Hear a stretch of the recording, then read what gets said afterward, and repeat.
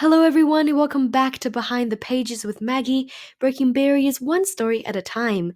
Today, we have episode 17 with a story titled The Same Sun Was in the Sky. It is written by Denise Webb and illustrated by Walter Porter. Now, this is a story that tells the story of a boy and his grandfather who go hiking in the Arizona desert, where they observe the many rock carvings and imagine the lives of the Hohokan people who lived there in ancient times. Now, for me personally, I haven't really been exposed to the Hohokam culture and I haven't really learned much about it, so reading this book has definitely allowed me to know much more about the culture. So, for those of you who do not really know about it, I'll give a very brief context before diving into the book. So, the Hohokum culture, the Hohokum, it was a society located in the Northern American Southwest in the areas now part of Arizona and Sonora in Mexico. Hohokum practiced a specific culture and sometimes referred to as Hohokum culture. So I'm really excited to be reading this book to you, and I really hope that you will learn a bit more about this culture at the end of this. And without further ado, let's get into the story.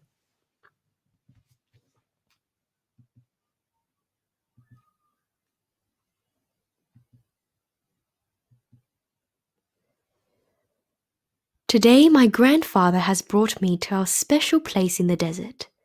It's a hill covered with big rocks. And on the rocks are drawings made by people hundreds, maybe thousands of years ago. These drawings were painted on. They were pegged into the rocks with sharp pieces of hard stone. I like climbing on the rocks and finding as many pictures as I can. I try to figure out what they are. There are a lot of pictures that look like the sun, and some pictures are spirals, like snakes coiled up, ready to snag. There is one picture of a man standing by a maze. I like to follow the path into the middle. There are lots of pictures of animals with horns. Those are big horn sheep, said Grandpa. They were hunted by the people who lived here. One picture reminds me of a snake slithering back and forth over the ground, and one looks like a man holding up the sky. There are some pictures that don't remind me of anything. Maybe there's just some nice design, says Grandpa, or maybe they meant something to the people who drew them. They could have been clan symbols, which is like writing your last name. What do you call these drawings, Grandpa? I ask, because I always forget the name. They're called petroglyphs, he answers, which means rock carvings. The rocks on this hill are the best kind for making petroglyphs. See how they have a dark outer layer, he says, bending over to one of the rocks? But they're lighter colored underneath. So when you peck into the dark layer, the light color shows up and makes the picture stands out, I say, pleased with myself for figuring it out. That's right, says Grandpa. I can tell he's proud of me. The people who made these pictures used sharp, hard stones to peck at the rocks, like a woodpecker pecks at a tree. They would peck one mark after another until all the marks joined together into a picture of a design. Grandpa has told me a lot about the people who made these drawings. He says it's important to remember those who came before us. We call these people the Hohokum, Grandpa says. They lived for over 1,000 years in this desert, up until 500 years ago. They were a part of the desert, just like the snake and the lizard and the saguaro cactus. Everything they needed came from their neighbors, the plants and animals of the desert. As Grandpa talks, I can almost see these people. I imagine them coming up the hill on the same path we took to get to the top. They're dark-skinned, with long, straight hair. They wear only sandals and a cloth around their middle. The clothes were made from the cotton they grew in their fields and made into cloth, says Grandpa. and the sandals were made by weaving together the dried leaves of the yucca plant. Didn't they get cold in the winter? I asked. Well, they made warm clothes from animal skin, says Grandpa. Maybe, I think, maybe a Hohokan boy once sat in the same spot I'm sitting in now. He probably looked at the drawings on the rocks too, but he knew who put them there and what they meant. Maybe he even pecked a picture into the rocks himself. The same sun was in the sky then. Maybe he saw the sun low in the sky like it is now, with its rays shooting out in all directions, and maybe he drew a picture of it right here.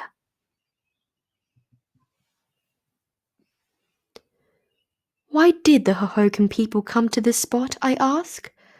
Why did they draw all these pictures here? No one really knows, says Grandpa. But if we're good detectives, we might be able to figure out some possible reasons. Let's look at the clues around us. This hill we're on was pretty easy for us to climb, but from the top we can see it in all directions. We sure can, I say, as I slowly twirl around in a circle. With such a good view, we could easily see anyone else coming our way, says Grandpa. This might have been a good, safe place for travelers to stop and rest and leave their clan symbols on the rocks. Traders might have stopped here too, on the way to trade for shells from the sea. The Hohokum made jewelry by etching pictures on seashells. Now look around you. What do you see? Well, I answer, I see the desert all around us and lots of saguaro cactus. Yes, says Grandpa, as he finds a good rock to sit on under a palo verde tree. Those saguaros grow more than just funny-looking arms. Every summer, they grow fruit up on the top of their branches that is good to eat. The Hohokum might have come here to harvest the saguaro fruit. How did they get the fruit down, I ask? Those saguaros are too tall and too prickly to climb. Well, they might have done what the Hohokum tribe still does today. They use long poles made from the ribs of dead saguaros. They knock the fruit off the saguaro with a pole and catch it when it falls, says Grandpa, swinging an imaginary stick. The Hohokum could see lots of things to eat in this desert, like the fruit on that prickly pear cactus or the weeds growing in the wash. This palo verde tree grows beans that can be eaten, and so does the mesquite tree. I think about the Hohokum boy. I can see him at the bottom of a giant saguaro catching fruit in a basket as his mother knocks it down with his pole, or helping to pick the long bean pods hanging on the mesquite tree.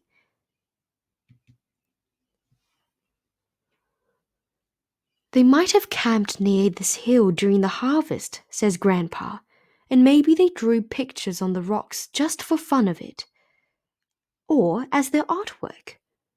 They might have liked to draw as much as you do. I guess they didn't have any paper, I say. No, they didn't. Now, says Grandpa, turning around on his rock, look behind us at the low mountains. In those mountains live another important food for the Hohokum, the big horned sheep. The people might have come here when they were hunting the sheep. They might have carved the pictures of the sheep on the rocks for good luck for their hunting, or to make a record of the sheep they killed. I think about the Hohokum boy again.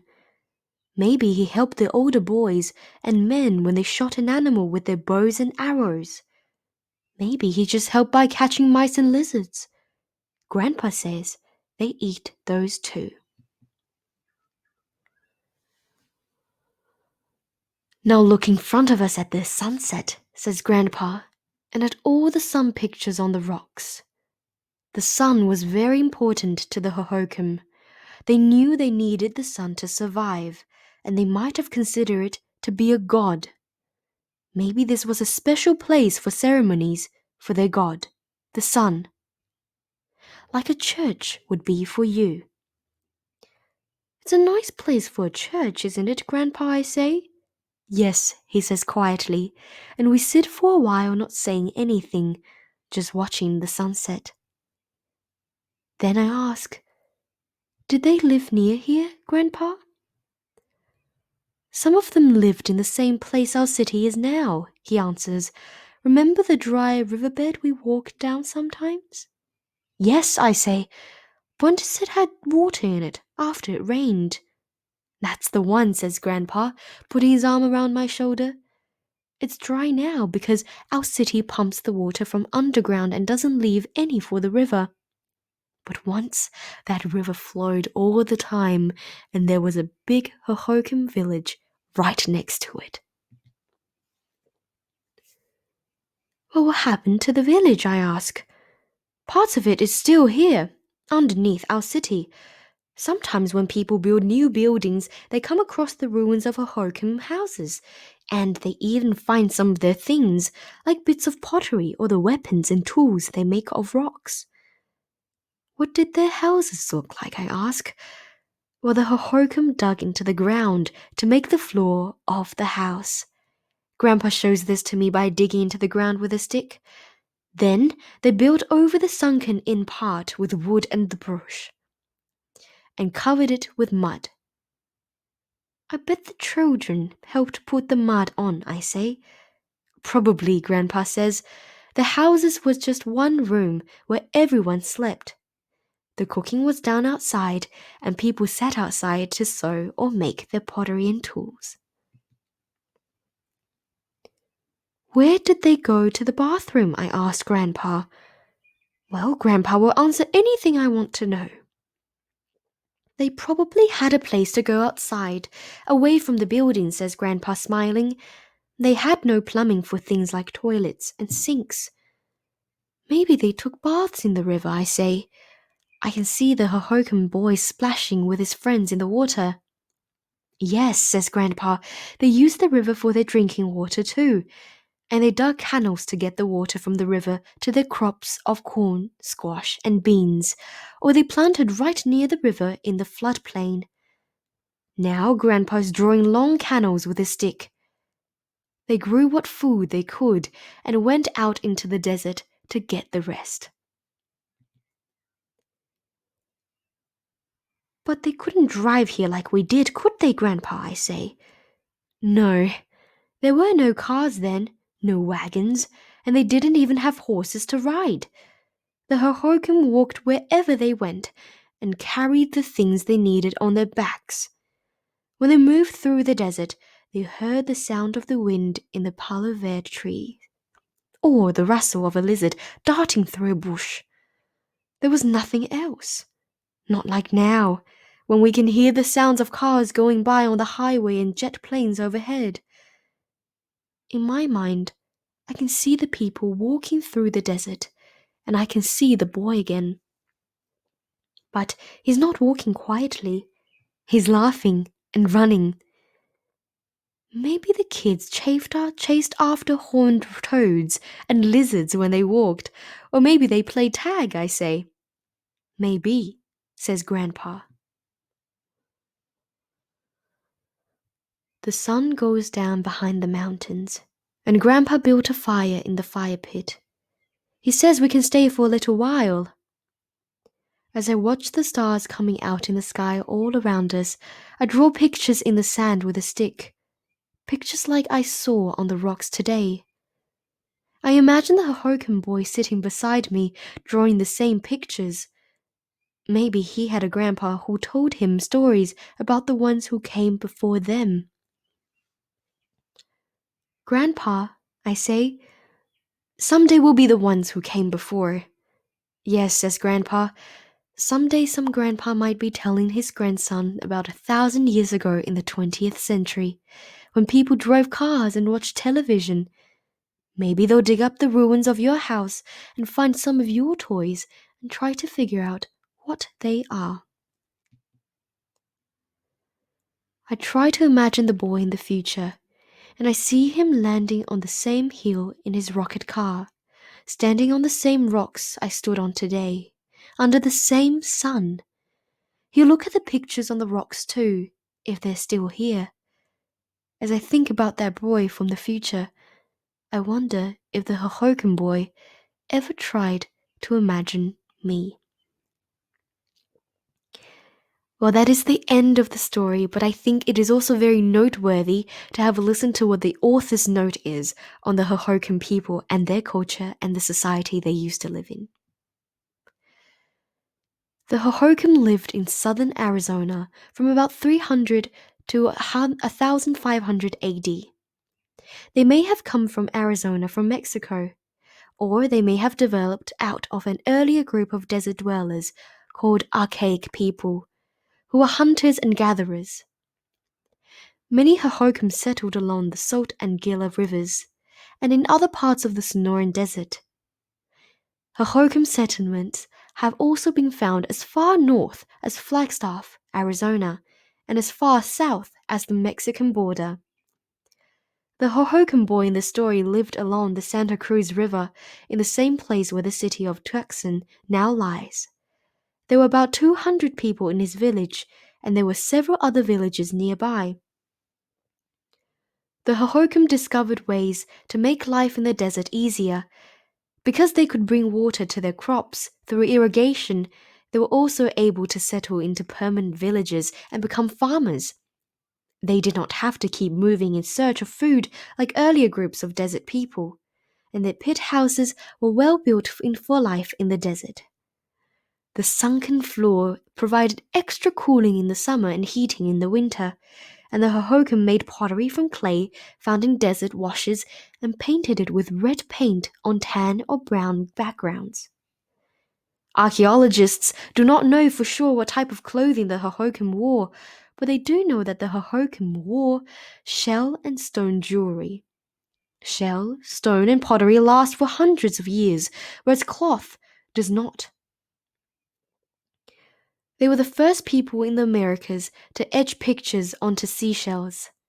Hohokum traders traveled far to trade for shells from the ocean, cocklebells from Mexico, and turquoise and serpentine from lands to the north and west. Ceremonies were important in the lives of the Hohokam. Archaeologists have found large, flat-topped mounds of earth at the sites of Hohokam villages that may have been used for dancing. Hohokam pottery shows dancers holding hands, probably dancing in a circle, and ceremonial ball games may have taken place in large oval courts found dug into the earth. The Hohokum tribes grew and changed over the years as they came into contact with other people of groups of people, and by the 1300s, the Hohokum began building large, multi-storied adobe buildings similar to those made by people in northern Mexico. And around 1500, the Hohokam abandoned the big houses, and archaeologists cannot be sure what happened to them after that, which has caused some people to say that they mysteriously disappeared. However, it is likely that many Hohokam moved away because of flooding and drought, overpopulation, and maybe fighting and wars. It is also possible that the Hohokam didn't leave at all, and that they are the ancestors of modern-day Pima and Tohono O'odham Papago tribes.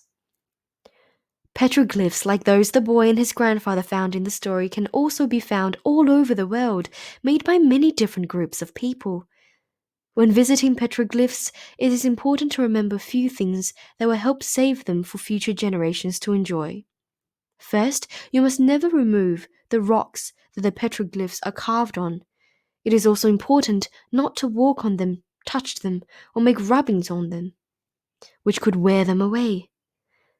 Making marks on or near them could damage them as well. If you want to copy the design, draw them in the sand or on a piece of paper. And here is a good motto to follow in any place of beauty we want to preserve for the future. Take only pictures and leave only footprints. That way, the boy in the rocket car may not only find signs of you having lived here, but of the Hohokan people too, and he will know that the same sun was in the sky then.